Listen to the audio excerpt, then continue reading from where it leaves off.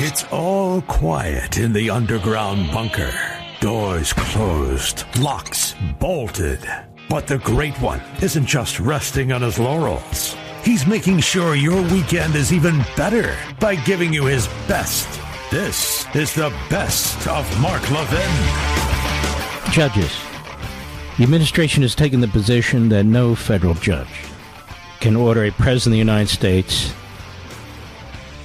to demand from another country that they take their citizen who's been deported to their country and bring them back to the United States.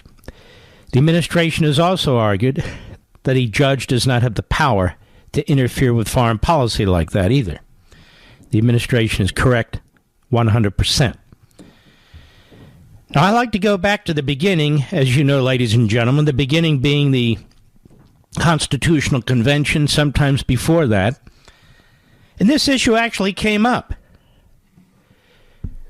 You know, we didn't always have a Supreme Court and a president and separation of powers. They sat down in Philadelphia over that summer for a little over 5 months, and they worked out the details of this fantastic governing document, the Constitution. The world has never seen anything like our Constitution, then and since. And so they were creating this office of the presidency. They were creating this Supreme Court. They were doing something that had never been done before. 3 separate branches of government, the judicial, the legislative, and the executive. It had been mentioned a couple hundred years earlier by Montesquieu in his writings.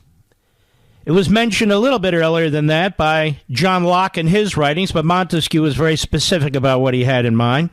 And they weren't the only ones. Divided power. Aristotle wrote about it. Cicero wrote about it.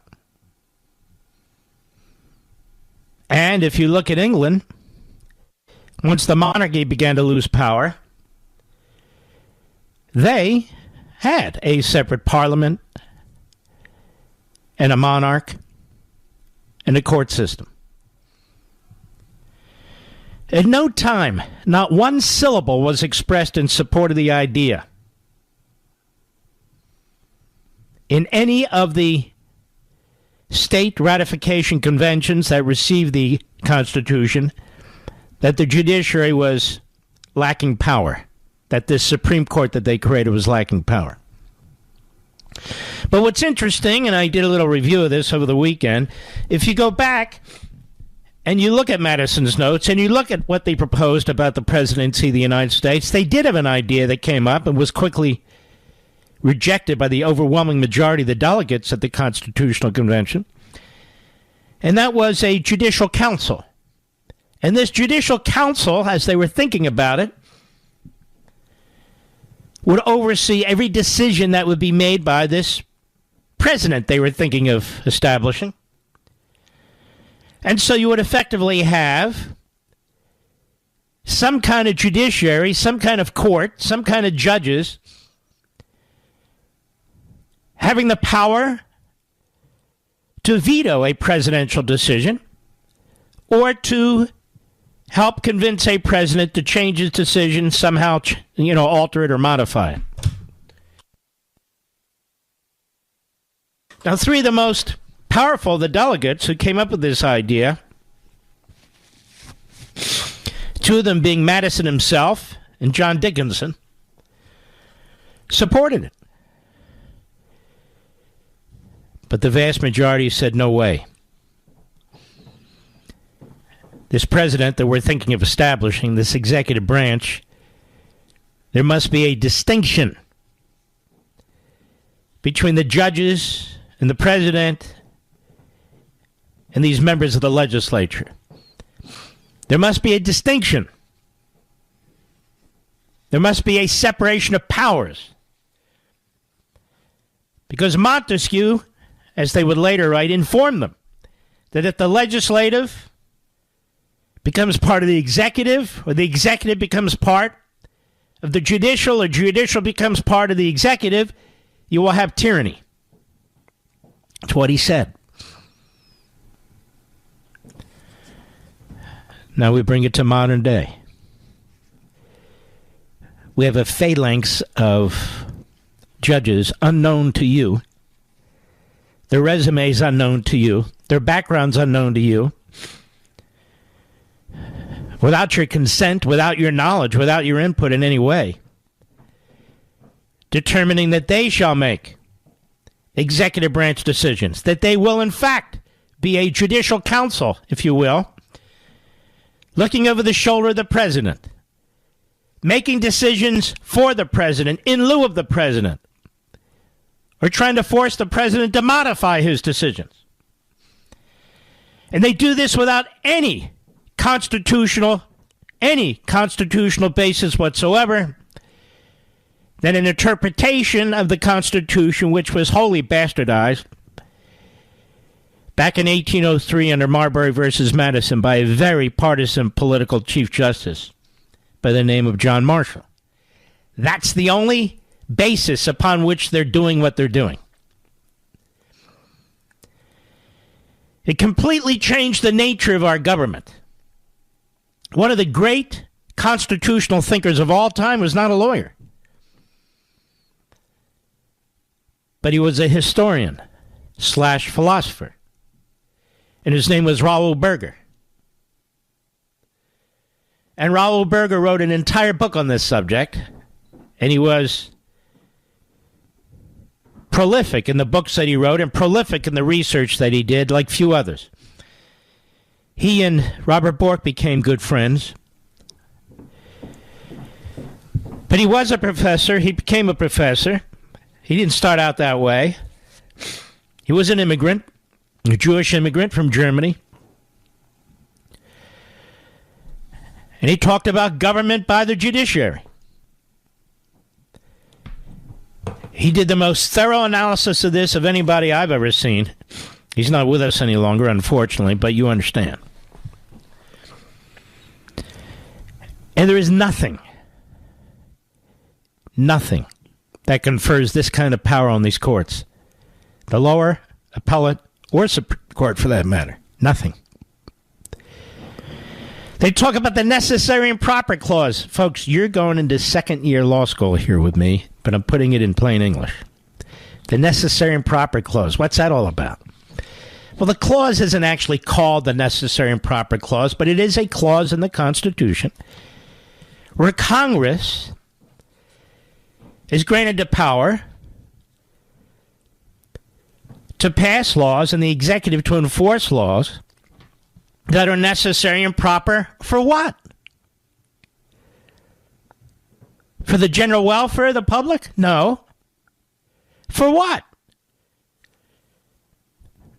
The more modern activists call this the elastic clause. The elastic clause. And so, you see, their perspective is the necessary and proper clause destroys the entire Constitutional Convention, the focus of the Constitutional Convention, the construct of the Constitution, the Federalist Papers, everything, just with this one clause, the necessary and proper clause, that somehow authorizes Congress to do whatever necessary and proper that Congress thinks is necessary and proper. So here you have two views from the hard left that are preposterous. One is that the judiciary, through judicial review that's not in the Constitution, power seized by the Marshall Court, embraced and expanded by subsequent courts, judicial review, we have the final say. Where's that written? Nowhere. And then that Congress can pass laws on anything it wants if it's necessary and proper. Necessary and proper meant what? It meant when Congress passes a law within the construct of the Constitution that has to do with national matters or has to do with the language that is specific to Congress under Article 1, that otherwise the states pass laws. The state create the bank, not the Fed, not the national bank that the Washington created and so forth. Now the states have all this authority. The lawmaking was really to be the province of the states. But with the necessary and proper clause, argue the big government types, basically Congress can pass laws on anything they want. And under the supremacy clause, Whatever Congress says goes, whether the states like it or not. That is not what was debated and discussed at the Constitutional Convention. Nothing even like it. What the necessary and proper clause meant then and should mean today. If Congress passes a law legitimately within its Article 1 powers, defined authority, that it can pass additional laws that are necessary and proper for carrying out the laws that were properly passed in the first place. Or that the executive can take steps to execute laws that were properly passed under Article 1 in the first place. It didn't give Congress the power to pass laws on everything it wants. Necessary and proper. Oh, great. You with me on this, Mr. Producer? It gets a little heavy, but this is where we need to be. So we have a situation where the Supreme Court seized power from the other branches of government and says, we will say what is final, period. They call it implied powers. Implied powers could mean any power. Implied powers has no boundaries. What does that mean? That's number one. That's the court. Number two, Congress has seized power from the states that Congress does not have. The necessary and proper clause doesn't give it to Congress in any respect. Number three, the supremacy clause. What the federal government passes, the Congress passes is supreme to anything the state passes. No. It means if there's a conflict of laws, that is, where Congress is operating within its Article 1 powers and it passes a law that is legitimate under the Constitution, and let's say it conflicts with a state or several states' laws, under those circumstances, and those circumstances only, does the supremacy clause kick in and Congress wins the dispute. The federal government was to be very limited in what it could do. But what it could do, it had very powerful authority. But it had to operate within its zones, within its lanes. I know this is heavy. I've thrown concepts to you. I've thrown the Constitution at you. I've thrown what they've done to the Constitution at you. But it's very important to understand, implied power, judicial power, does not exist. The necessary and proper clause, which they claim allows Congress to pass laws on anything they want, that's not the necessary and proper clause in the Constitution. The supremacy clause of whatever the federal government does trumps the states. That's not what the supremacy clause means either. So you can see the centralization of power under the federal government. And this is what Donald Trump, whether they articulated at the Justice Department this way or not, it doesn't really matter. This is what they're trying to challenge and confront. The problem is the Supreme Court has given itself the power to make the final decision. And the lower courts have given to themselves the power to make the initial decision and usurp the power of the presidency. Mark Levin.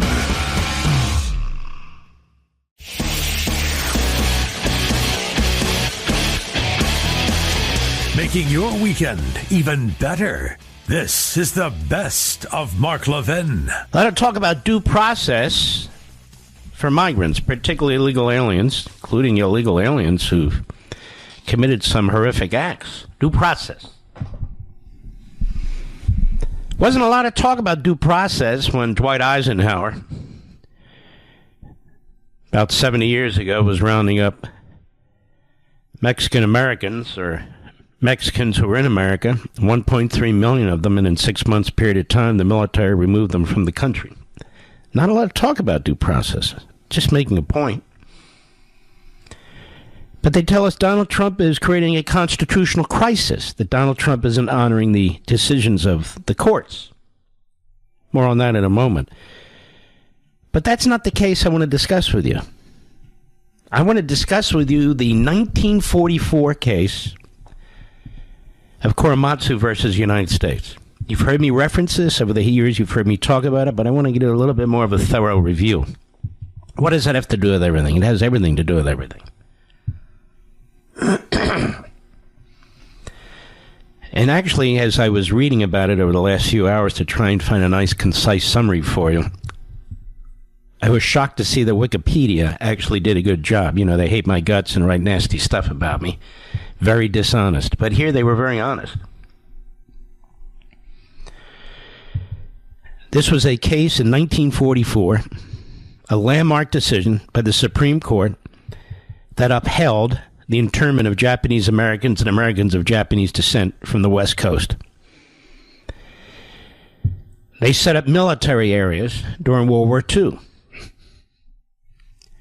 And they rounded up and shipped out of California, mostly, but the West Coast, excuse me, Japanese Americans. There's no due process. They weren't accused of anything.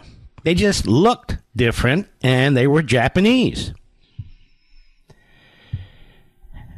And that's the truth. In the aftermath of Imperial Japan's attack on Pearl Harbor, they write, President Franklin Roosevelt issued Executive Order 9066. It was actually a military order. 9066.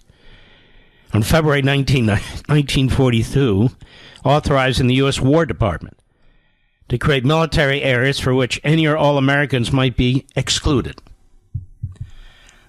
These were internment camps. The Western Defense Command, a U.S. Army military command charged with coordinating the defense of the West Coast of the United States, ordered, quote, all persons of Japanese ancestry, including aliens and non-aliens, that includes citizens, to relocate to internment camps. But a 23-year-old Japanese-American man, Fred Korematsu, refused to leave the exclusion zone and instead challenged the order that grounds it violated the Fifth Amendment. Due process, equal protection. In a majority opinion, joined by 5 other justices, Associate Justice Hugo Black, by the way, was the first of FDR's Supreme Court justices. He had been the lawyer for the Klan in Alabama for several years, but he was very outspoken and supportive of the FDR New Deal agenda. Hugo Black held that the need to protect against espionage by Japan outweighed the rights of Americans of Japanese ancestry. He wrote that Korematsu was not excluded from the military area because of hostility to his race, but rather because the properly constituted military authorities decided that the military urgency of the situation demanded that all citizens of Japanese ancestry be segregated from the West Coast during the war against Japan. But it wasn't racist, he says. Dissenting justices Frank Murphy, Robert Jackson, and Owen Roberts all criticized the exclusion as racially discriminatory. Murphy wrote the most aggressive dissent, said the exclusion of Japanese falls into the ugly abyss of racism and resembled the abhorrent and despicable treatment of minority groups by the dictatorial tyrannies which this nation is now pledged to destroy. The Korematsu opinion was the first instance in which the Supreme Court applied a rule that it created strict scrutiny to review racial discrimination. It's one of only a handful of cases in which the court held the government met its standard. Met the standard. So in the wake of the Japanese attack on Pearl Harbor and the final report of the first Roberts Commission, FDR issued this military order authorizing the War Department to create these military areas to remove the Japanese and to provide for the necessary transport, lodging, feeding of persons dispatched from such areas. In March of 1942, the U.S. Army Lieutenant Colonel John L. DeWitt, commander of the Western Defense Command, issued Public Proclamation No. 1, demarcating Western military areas, there were 10 of them, in the exclusion zones therein, directing it, quote, any Japanese, German, or Italian aliens, but overwhelmingly Japanese, and any person of Japanese ancestry to inform the U.S. Postal Service of any changes of residence. Further, military areas and zones were demarcated in Public Proclamation Number 2. In the meantime, Secretary of War Henry Stimson mailed to Robert Reynolds, the House Speaker, Sam Rayburn, draft legislation authorizing the enforcement of the military order. In March, Congress had enacted the proposed legislation, which Roosevelt signed into law. So the Democrats controlled Congress. They signed it into law. In March 1942, Western Defense Command began issuing civilian exclusion orders, commanding, quote, all persons of Japanese ancestry, including aliens and non-aliens, report to designated assembly points. And with the issuance of Civilian Restriction Order Number 1, Japanese Americans were forced to move to the relocation camps. Their homes were taken, their businesses were taken, their liberty was taken. But Fred Korematsu was 23-year-old Japanese American. He decided to stay at his residence in San Leandro, California, instead of obeying the order to relocate. He knowingly violated the act of the U.S. Army, even undergoing plastic surgery in an attempt to conceal his identity around his eyes and so forth. Korematsu argued that the Order 9066 violated the Fifth Amendment. Fifth Amendment was selected over the 14th Amendment due to the lack of federal protections of the 14th Amendment at the time. And he was arrested and convicted. Nobody ever raised any questions about his loyalty to the to the United States. The Court of Appeals in the Ninth Circuit eventually affirmed his conviction. And the Supreme Court granted certiorari, in other words, agreed to hear the case. And it was written by Hugo Black, found the case largely indistinguishable from the previous year's case. The same principle. He denied, did Black, that this had anything to do with race, when it had everything to do with race. Felix Frankfurter wrote his own opinion. He joined the majority, but he wrote his own opinion. And in his diaries, he reported that Justice Black told the justices as reason for deferring to the executive branch, somebody must run this war. It's either Roosevelt or us, and we can't do it. And while Korematsu is regularly described as upholding the internment of Japanese Americans, the majority opinion expressly declined to reach the issue of internment on the ground that Korematsu's conviction did not present that issue, which it said raised different questions. Of course, it did present that issue. That's exactly what it did. Now, Murphy's descent, he was a Michigander, for you Michiganders out there. He'd been mayor of Detroit. He'd been Attorney General of the United States. He was appointed by FDR. He said, I dissent, therefore, from this legislation of racism. Racial discrimination in any form and in any degree is no justifiable part whatever in our democratic way of life. It is unattractive in any setting. It's utterly revolting among who embrace the principles set forth in the Constitution of the United States. He goes on, all residents of this nation are kin in some way by blood or culture to a foreign land, yet they are primarily and necessarily a part of the new and distinct civilization of the United States. They must accordingly be treated at all times as the heirs of the American experiment, and as entitled to all the rights and freedoms guaranteed by the Constitution.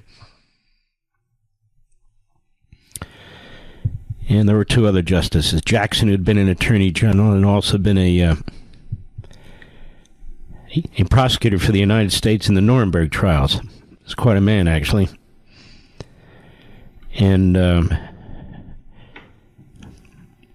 let's see here. I want to give credit where credit is due, but unfortunately they don't. In any event, so here you have American citizens being rounded up by the military and sent to internment camps at the direction of Franklin Roosevelt for purely racist reasons. We have Donald Trump, who is trying to deport under existing immigration law gang members, terrorists, criminals, or just people who have violated our immigration laws. Not American citizens, not because of race, creed, color, sex. Joe Biden let millions of people into this country illegally. Now we're being told that each and every one of them has a court hearing and due process of some sort. Each and every one of them. You know, we've talked about Cloward and Piven. You remember Cloward and Piven? Glenn Beck used to talk about it too a lot. Cloward and Piven, they were two Marxists. I think they were either psychologists or social workers or something of that sort. But professors. And they wrote their book, it was in the 60s, became more famous in the 70s, that you need to overwhelm the system. It was about welfare specifically at the time, but it grew to a bigger concept. Overwhelm it and destroy it, and that way you create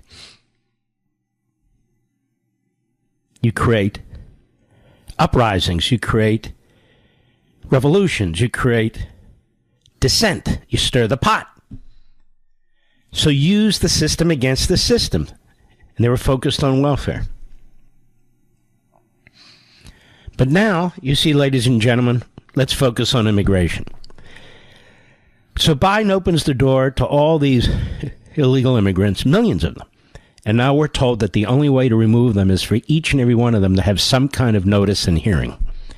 I see this in the pages of National Review, which is truly pathetic and sad.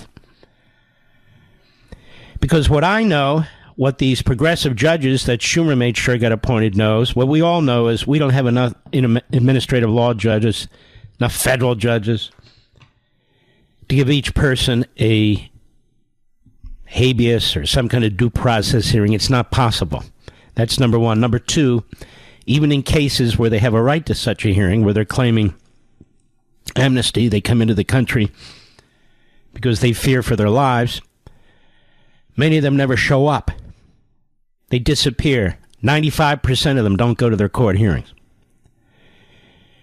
And then lastly, the vast majority of people who come into this country illegally don't go to any court.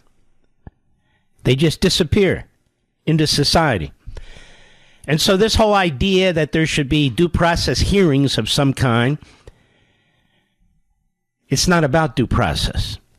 I don't care how many former federal prosecutors wring their hands. This is about Cloward and Piven, overwhelming the system, making sure these people stay no matter what. So Biden let people come in mass by the millions. By the millions. And now we're supposed to take each one at a time and go through and make sure they have some kind of due process hearing. Mark Levin.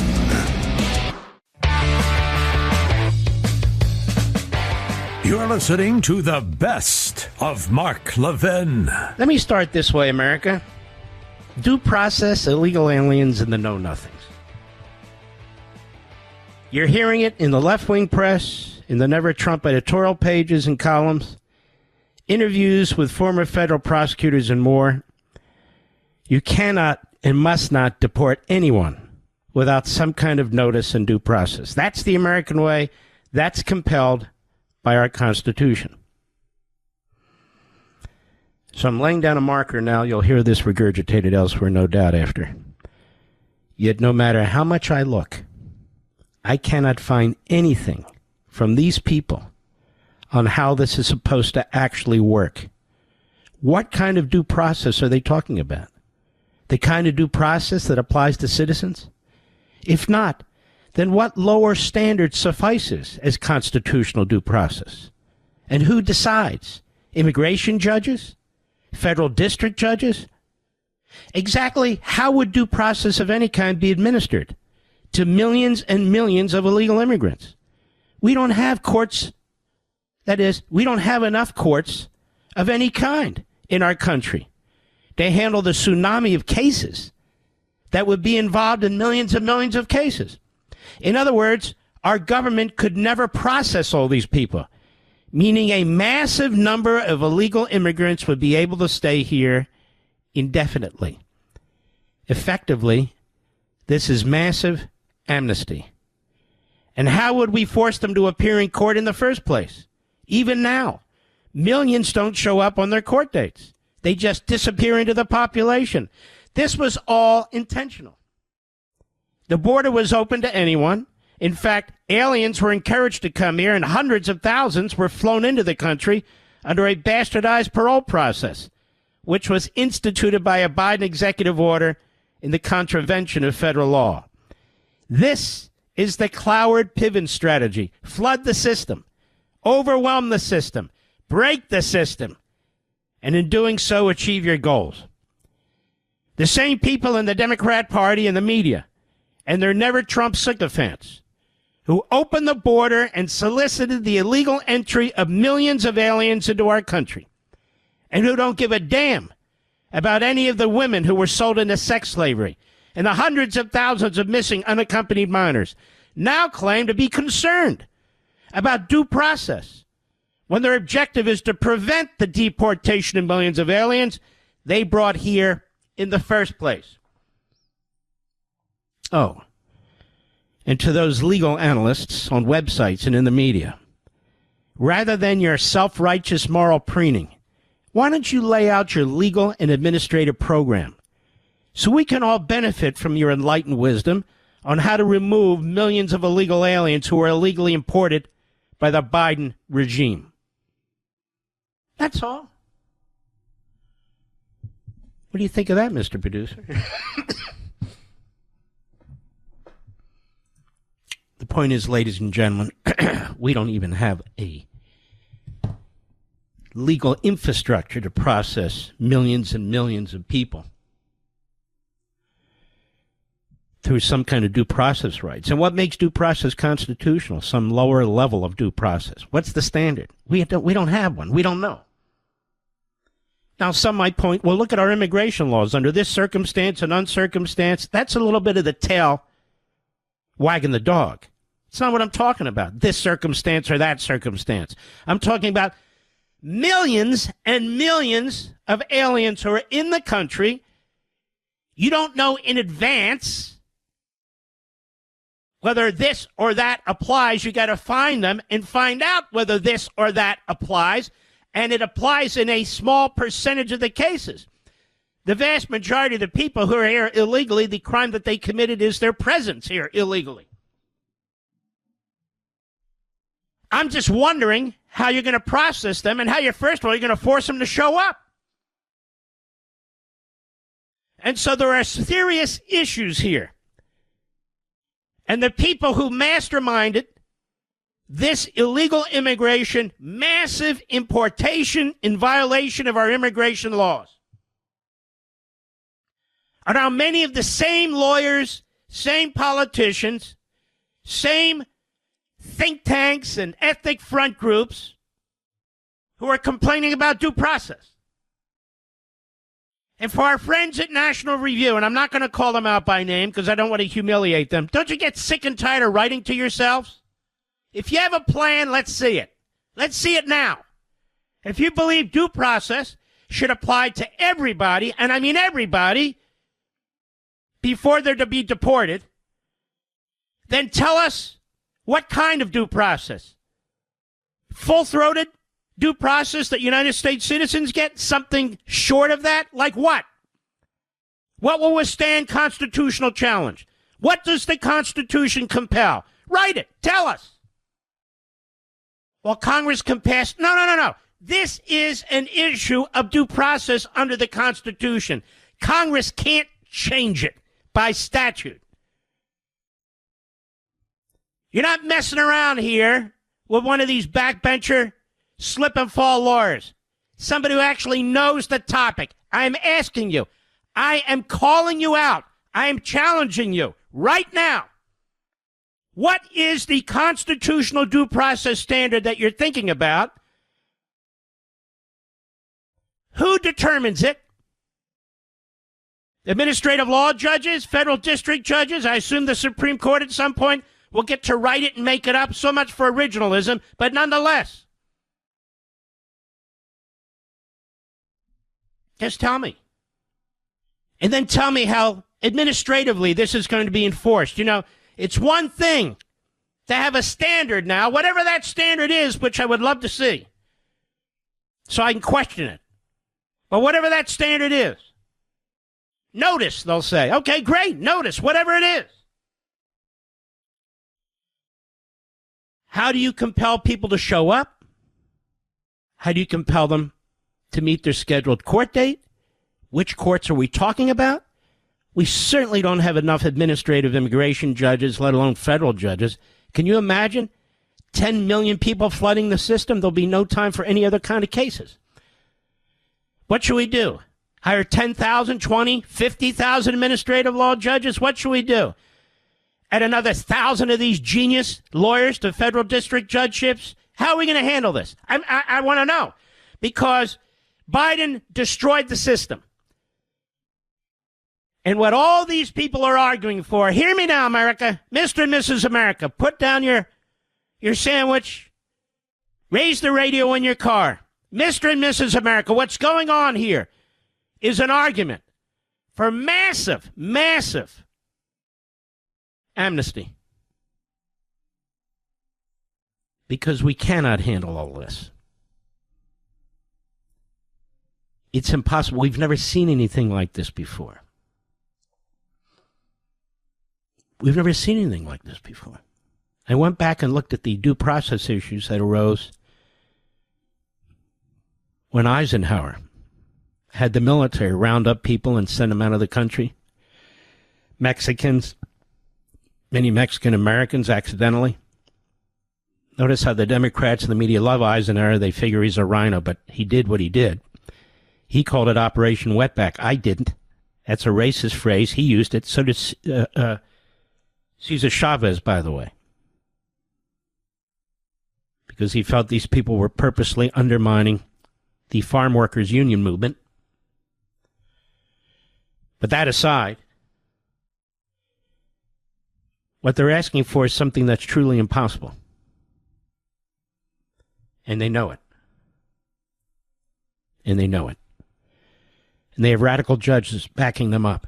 One in Boston, who just ruled that 500 and some thousand, I think it's 530,000, give or take, people who were actually flown into this country under an executive order signed by Biden.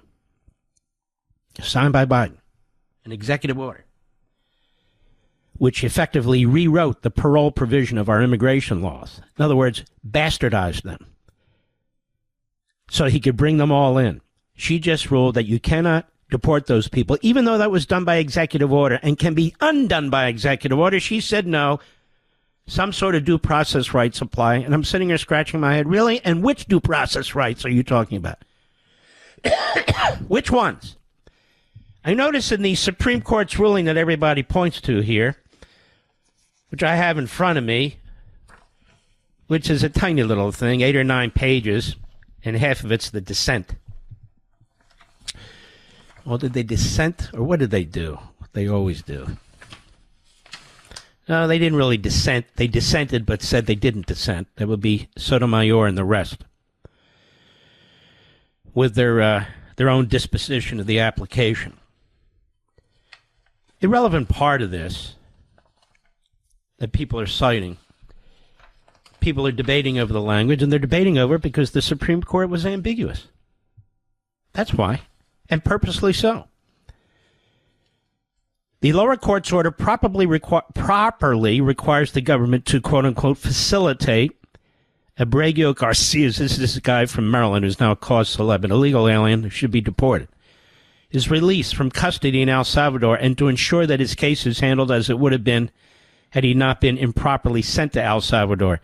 The intended scope of the term effectuate in the district court's order is, however, unclear and may exceed the district court's authority. The district court should clarify its directive with due regard for the deference owed to the executive branch in the conduct of foreign affairs.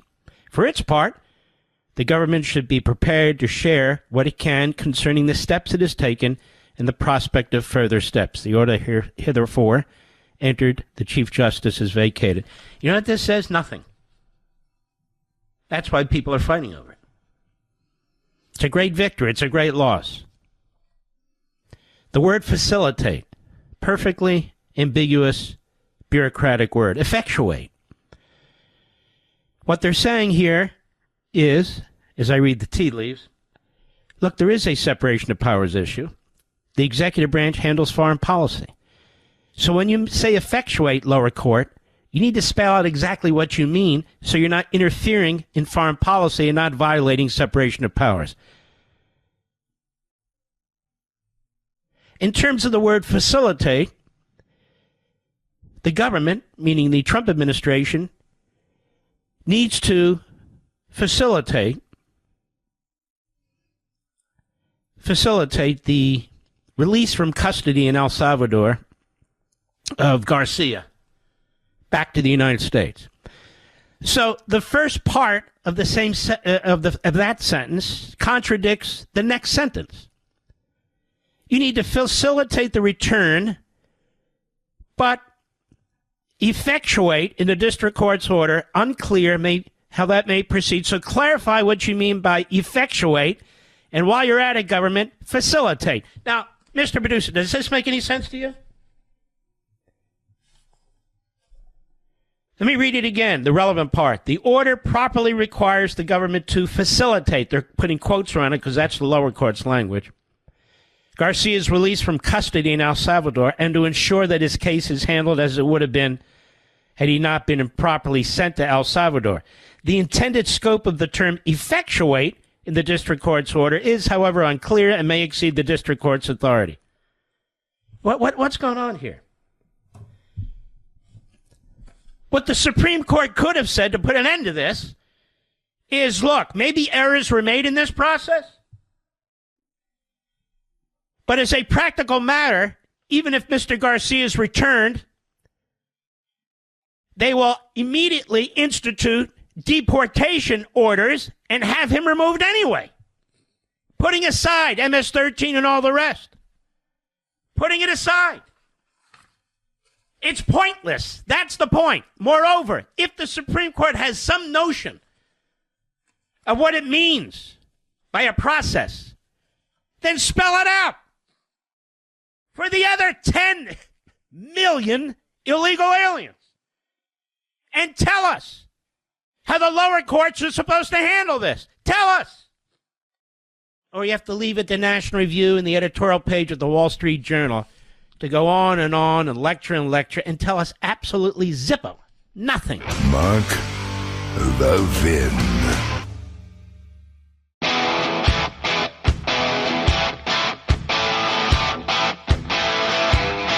The Great One makes your weekend even better. This is the best of Mark Levin. Mr. Producer. Oh, yeah. I've got a lot of roads I can take here.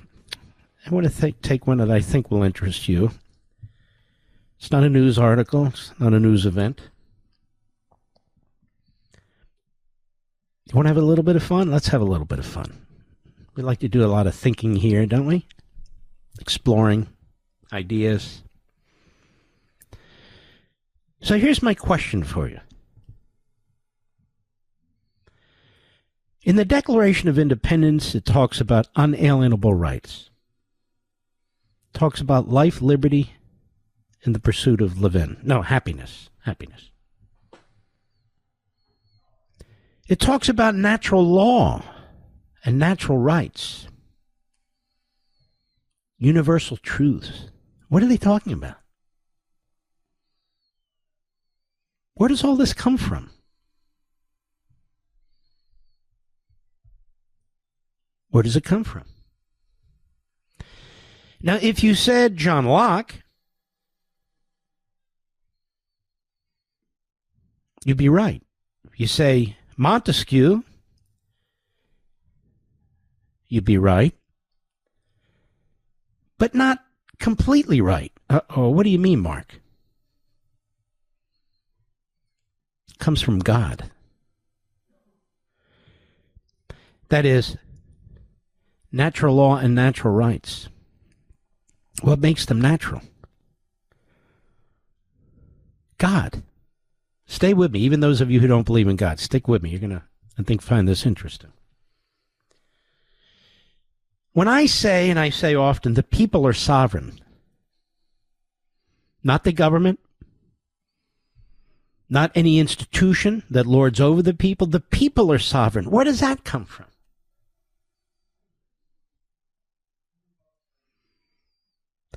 It comes from God. God is sovereign. We are God's children. God is sovereign. We are God's children, each and every one of you, and we collectively. We are the sovereign because we get our sovereignty from God. That's why the government can never be sovereign. The ruling class can never be sovereign. Dictators can never be sovereign. It comes from God. Now, where does this idea come from, that these things come from God? This is what I do every weekend, every morning, every night. Anyway, where does that come from? First, it comes from Judaism.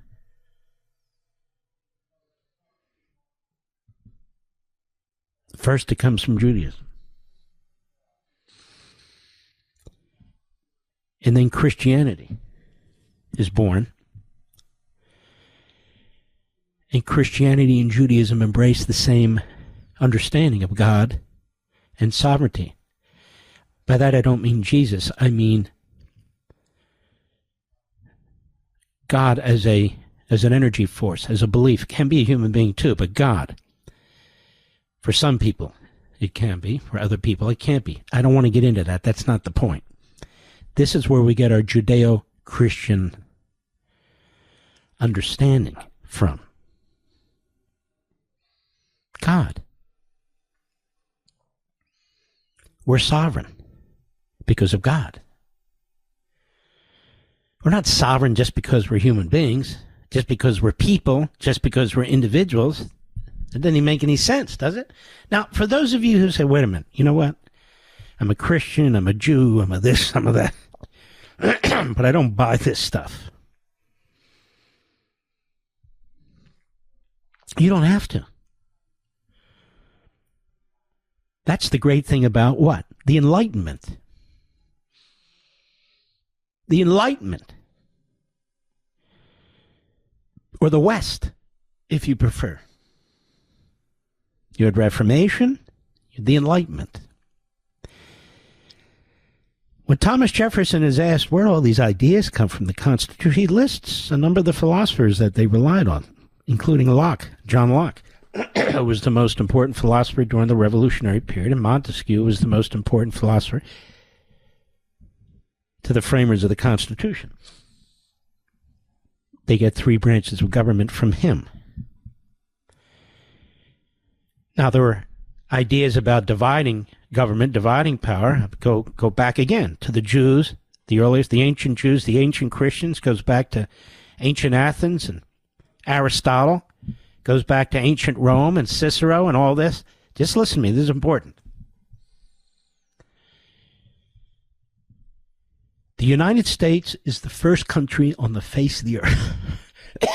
Excuse me. It's the first country on the face of the earth. It's the only country ever to be founded on these principles. There's been no other. None.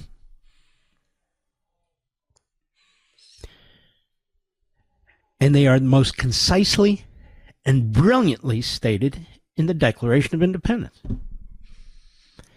Now, it doesn't say it all, but it says a lot. It says a lot. So when we talk that the people are sovereign, it's because we're God's children. The government's not God's children. This is why these totalitarian regimes, the autocracies, they wish to destroy religion. Marxism wants to destroy religion because what? All the talk about the workers' paradise and the bourgeoisie versus the proletariat and the people, and so the sovereign in communist regimes is the party. And the party is the government. There is no God, they preach. Stick with me. Then we have Islamists. That's different than Muslims. They are Muslims, but they're Islamists. They're terrorists. They have a completely different idea as well. Both the Islamists and the Marxists seek the destruction of the West because the West gets into the way of the perfect society that Marx talks about, and the West gets into the way, of course, of the Islamists. This is why you see the fusion of the two that I've been talking about for years now. You see them on our college campuses. You even see them when it comes to military alliances with Iran and China and so forth. The ends justify the means, even though if there's an end and they're both left, they'll try and destroy each other. We come from this from a completely different perspective. Now, here's the thing, and I wrote about this in Liberty and Tyranny, and I'll write about it more. Perhaps some of you say, look, that's all well and good. I don't believe in God. Or I don't have a great embrace of God. Yeah, I'm born a Jew. I'm born a Christian. I'm born this. You know, I go to church. I go to synagogue. But this whole thing, I'm just not into it. Or maybe you're just a flat-out atheist. I just don't believe in any of this stuff. Or an agnostic. I'm not sure what I believe in, but I don't believe in that. Or you can go on and on and on. Okay, great. You're very lucky. What do I mean by that? You don't have to believe in anything. That's the great thing about the Western culture, the Enlightenment, tolerance, diversity, all these things. But you could never build a society around believing in nothing. You could never build a just society where the people are the sovereign just because you say so, and just because you hope the government will ensure that it's the case. Because the government, most of the time, over time, becomes increasingly autocratic, no matter what kind of government it is, unfortunately. But my point to you is, it's not a simple point, but it's a crucial point. Those of you who are more secularists, that's fine. You get to live in a society that's not. And you should be thankful for that, whatever your beliefs. I am thankful that America is a Christian majority country. I'm thankful as a Jew because I know about Judeo-Christian principles and values. And it's a tiny minority in a very big country. I'm thankful. This is why any opportunity I have to talk about Christians supporting the Holy Land and so forth and so on, I'm in. I'm 100% for it. Sovereignty comes from God. Your sovereignty is the people. Same thing. Mark Levin.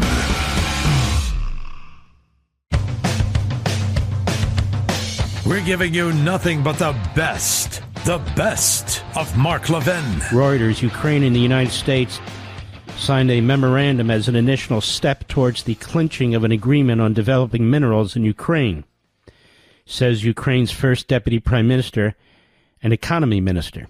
We're happy to announce the signing with our American partners of a memorandum of intent, which paves the way for an economic partnership agreement and the establishment of the investment fund for the reconstruction of Ukraine. You know, if this is accurate, that's Trump who's done this. And it will incredibly benefit the United States. We won't need to rely on China for these rare earth minerals. Certainly not all of them, because Ukraine has many of them. It's also in Ukraine's best interest, as I would say and have said here and on television over and over again, because now America has an economic stake, and a significant one, in Ukraine. But as far as America goes, this is a big deal. None of this would be happening if Donald Trump wasn't president. Now, I don't want to get my hopes way, way, way high, but I do want them to be there a little bit. I don't think this announcement would be made unless the United States signed off on it. But this will be a terrific event if it occurs. And it looks like the beginning steps have been taken. That's very, very important. President Trump in the Oval Office today, you know, the reports out there, I don't jump with all these reports. I don't trust them all. I don't know who to trust in the media. So when in doubt, just hold back, and I let things sort of digest out there. And there's a report that he called off Netanyahu and Israel, who were prepared to attack the nuclear sites in May in Iran. And the usual sloganeer said, well, thanks God they didn't do that to you. Okay. I'm telling you what, some people are putting their careers on the line by siding with the enemy. They say they're not, but they are. By giving aid and comfort to the enemy with what they post and what they say. They say they're not, but they are. Here's the deal. You and I elected Donald Trump. That's who we voted for. Nobody else. Not any of the advisors, not anybody else. It was Donald Trump. That's who we voted for. Why? Because we know he has the smarts, the cunning, the experience to do the right thing.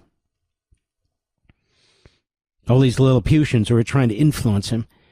You know, I don't try and influence him. I say what I believe. Sometimes they'll ask me what I think about a certain thing. I'll call or whatever. I just say what I think. And I say what I believe. These other people actually believe they run the office of the presidency. It's repulsive to me. Repulsive to me. They don't, they can't, and they won't. Donald Trump is the president, and he'll make the final decision, and he always does.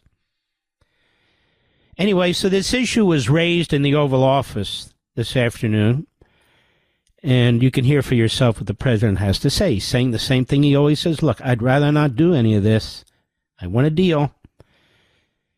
It's going to be very difficult and complicated how you get a deal in such a truncated period of time when these people cheat and lie and have no intention of actually surrendering their nuclear program. And this is what they did with Obama. This is what they did with Biden. This is what they'll do. They've done it with the UN. They've done it with Europe. They're not even supposed to be this close to having a nuclear weapon, but look, they do. Cut one, go. President, there were reports that you waved off an Israeli attack on Iranian nuclear facilities. Can you comment on that? Is that accurate? And they say the attack is what? That you waved off an Israeli plan to attack Iranian nuclear facilities. I wouldn't say waved off. I'm not in a rush to do it because I think that Iran has a chance to have a great country and to live happily without death. And I'd like to see that. That's my first option. If there's a second option, I think it would be very bad for Iran. And I think Iran is wanting to talk. I hope they're wanting to talk. It's going to be very good for them if they do. And I'd like to see Iran thrive in the future, do fantastically well. I know the Iranian people, they're incredible people. Always have been very smart, very energetic, very successful people. And I don't want to do anything that's going to hurt anybody. I really don't. But Iran can't have a nuclear weapon. It's, pretty simple. It's really simple. We're not looking to take their industry. We're not looking to take their land. All we're saying is you can't have a nuclear weapon. The deal that was made with Obama, that deal would have expired already. It was a terrible deal. It would have expired. And that gave them a clear path to a nuclear weapon. I wouldn't have accepted it. That's why I terminated the deal. Number one, it was way too short. When countries are involved, you don't make short-term deals. These are countries with long lives. And I terminated that. And it was a great termination because it didn't allow us to do anything. Once it terminated, you know what the deal was. It was a terrible deal. It really, one of many terrible deals made by the U.S. But no, I'd like to see Iran thrive. And they can do that, I think, very easily, or they can do it the other way, and the other way is not going to be good for them. It's going to be really bad for them. I'll tell you a little bit of an interesting story about that. Several years ago, when he got out of that deal, he signed a document stating that deal effectively was now null and void, that we were withdrawing from it. And he's right.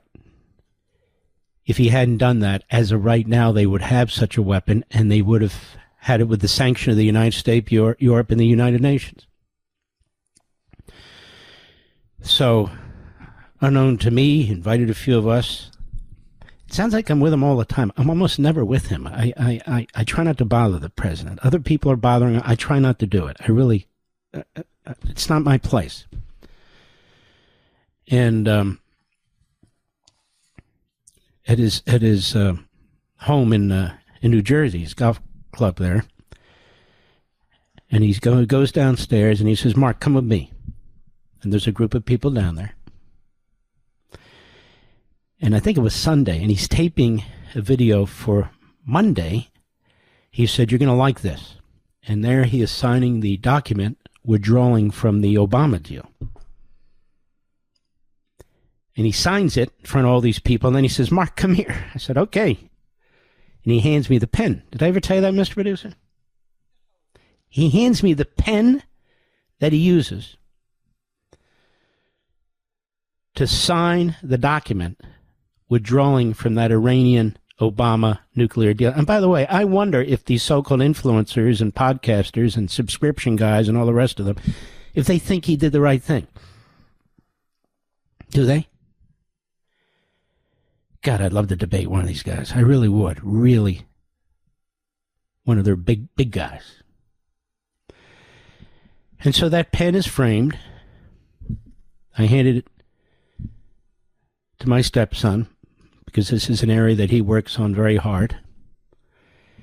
And it hangs on the wall. Hangs on the wall. And he was right to get out of that deal. I just wonder if these Lilliputians, these appeasers, these pacifists who talk about the American empire, I wonder if they agree with him, that he should have gotten out of that deal. Nobody ever presses them. Nobody ever presses them. Tammy Bruce, our dear friend, she's the State Department spokesperson for Rubio, at a briefing today. Cut 2. Go. Right. The bright red line is that Iran will not have a nuclear weapon. That is unacceptable. That's been President Trump's statement from the start. Now, one could ask if you need enriched uranium at 60% for a peaceful program. I'm not in those negotiations. I don't know what questions will be asked, but that is the bright red line. She's very shrewd because she knows they don't. And getting from 60 to 90%, which is nuclear-grade uranium, literally takes a week to 10 days once you hit 60%. So the plateau, if you can get it to 60%, you can get it easily from 60 to 90%. And that's what people are concerned about now because they're well above 60%. They're well above 60%. And they're very close to 90%, and they can hit 90% really almost any time they want. They're trying to figure out whether to do that, whether Trump will hit them, drag us through prolonged negotiations. You know, they're trying to figure out how to handle this, as is the president. But Tammy Bruce is exactly right. The president's exactly right. I guess they're warmongers too, Mr. Producer. Any of you who believe Iran should not get a nuclear weapon, any of you who believe that it may come down to Israel taking out their nuclear sites with our backing are obviously warmongers who want war. That's the logic of these people. That's their sloganeering. The drums of war. Drums of war. It's the drums of terrorism. It's the drums of 9/11. It's the drums of the Marine barracks, where 241 Marines were slaughtered in their sleep. Don't they care about these people? And I can go on and on about whose drums are drumming. We don't believe in the drums of war. We don't believe in empire. We're Americans. Don't you dare project onto us the enemy's ideology when it is you who are giving aid and comfort to the enemy, not us. It is you. And if they get a nuclear weapon, it'll be on the influencers, among others, as far as I'm concerned.